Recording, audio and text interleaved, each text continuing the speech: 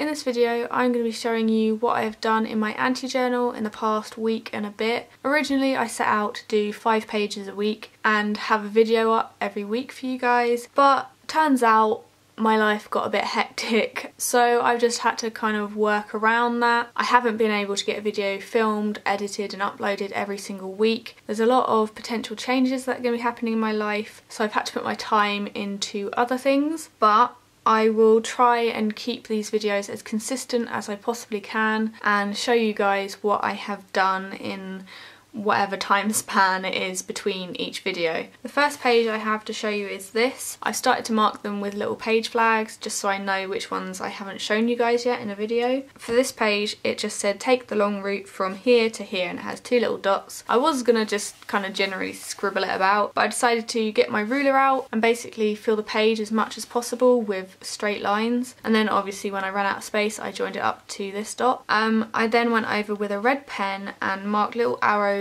along the lines in the direction that I drew them. Obviously at first glance it just looks like a load of red little marks on the lines, but yeah, that's what they are. They're showing the direction I went. As I said at the beginning of this series, I was gonna date stamp each page the day I finished it. Here, for some reason, my date stamp had spun around to December.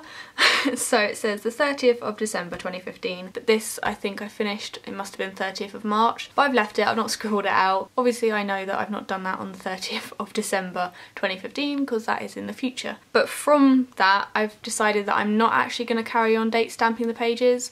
Obviously I've date stamped a few so I know roughly when I started it, and then obviously when I finish the book I can date stamp when I finished it. I just don't think it's as important as it was at the beginning to date stamp it. So yeah, that's just something I've decided to change as I go along. The next page I did, not that one, was this one. So this page was repeat and alter, and this is the original square, so obviously all the other squares were blank. It was just this square and this square. So I did exactly what it said and I changed it very slightly each time. So here I've changed where the little dot is in the middle, I've changed it to that circle.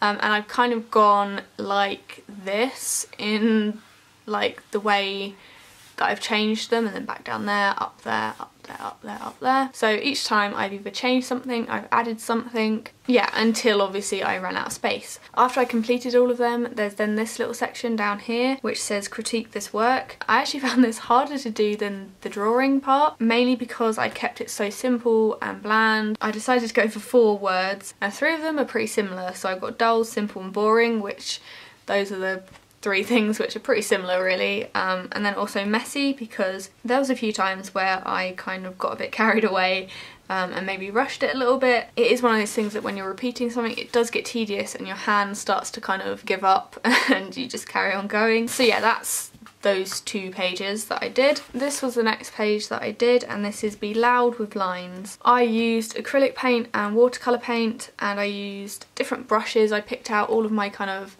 chunkier, bigger brushes. I decided to keep all the lines in the same sort of direction and like all kind of slanted. I tried to mix the colours as much as I could so it looked kind of rainbow. I decided to leave white spaces along the edges because if I'd filled that in it wouldn't look as liney, if that's a word. Yeah, it just wouldn't be so obvious that they are lines. This is the last page that I did. For this page it is give yourself advice, and then now ignore this and doodle over it. I sat down one evening and wrote out a load of short sentences of advice which are very relevant in my life right now, and once I'd written out a ton of things, the last one I wrote was love yourself. Out of everything that I'd given myself advice on, that's the one thing that kind of has a domino effect on everything else. If you don't feel good about yourself, if you don't love yourself, it's going to be difficult to get up each day, to be motivated to do things, to, you know, get the ball rolling with the rest of the things you need to do. So yeah, I thought that was an important one not to doodle over. So instead I kind of doodled around it and wiggled out over the rest of the advice I'd given myself, because I feel like if there was a pyramid of advice, loving yourself would be at the top. I feel like that is very relevant in my life right now and I didn't want to doodle over it. I wanted it to be there, almost kind of highlighted, I suppose. So yeah, that is the last page that I got done. Like I said at the start, I will do as many pages as I possibly can. When I have a small handful to show you, then I will show you guys. Obviously, I'm not going to stop doing this. I will continue to fill in pages as and when I can. I hope you enjoyed this video. Thank you guys so much for watching as always, and I will see you in my next video.